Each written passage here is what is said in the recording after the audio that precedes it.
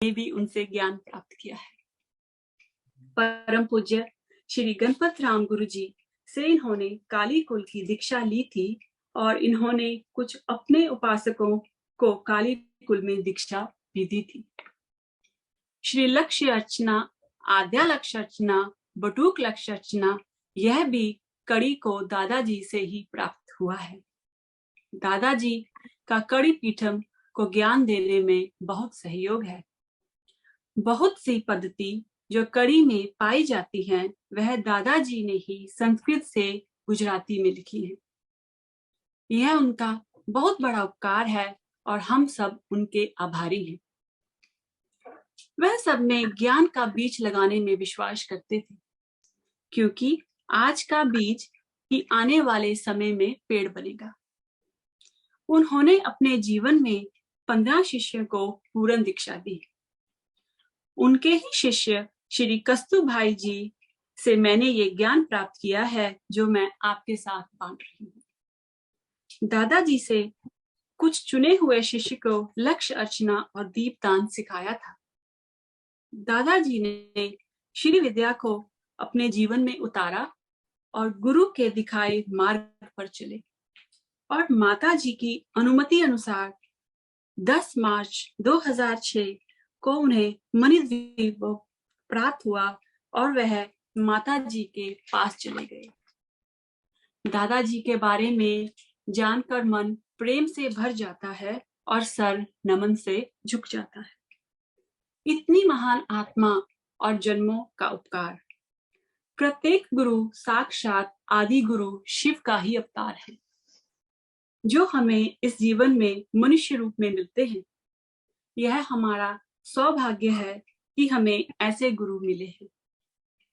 हमें अपने इस मनुष्य जीवन को व्यर्थ नहीं करना चाहिए और इसे गुरु चरणों में ही लगाना चाहिए।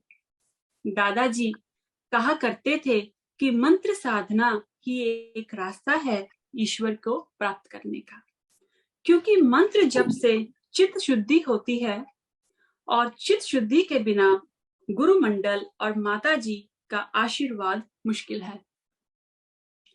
जो मंत्र दीक्षा गुरु से मिलती है उसका ही जप करना चाहिए। गुरु ही देवी है और गुरु ही शिव है, और यह गुरु की ही कृपा है कि हम गुरु महिमा गा रहे हैं। मन से गुरु को अपनाइए, गुरु को अपने हृदय में स्थान दें।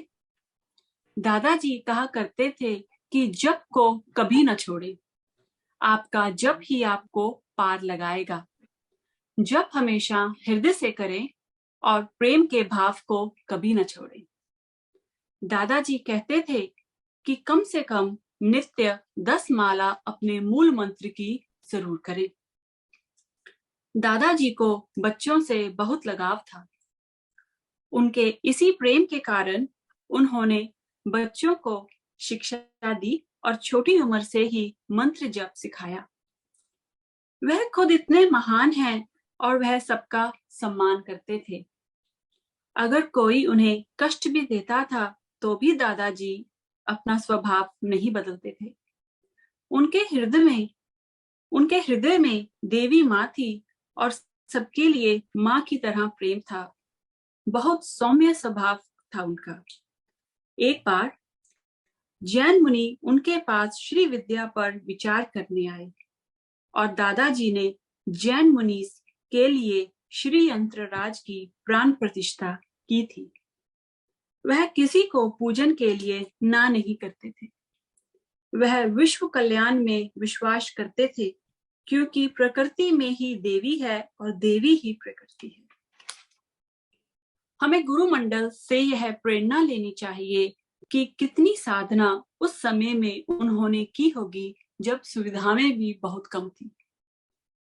हमें आज गुरु रूपी पेड़ पर लगा फल अच्छा लग रहा है, लेकिन उस पेड़ की जड़ें कितनी गहरी हैं, यह इसका हमको ज्ञान नहीं है, जिसमें वर्षों का तप, साधना और अपने गुरु के लिए निस्वार्थ प्रेम है।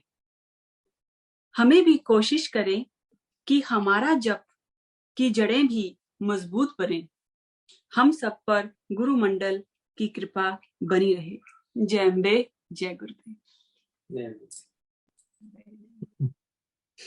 धन्यवाद।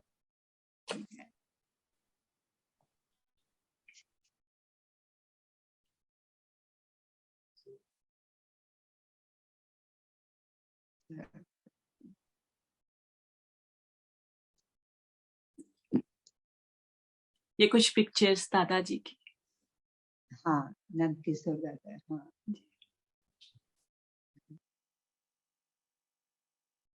कलाबा और हाँ, हाँ देवी बा।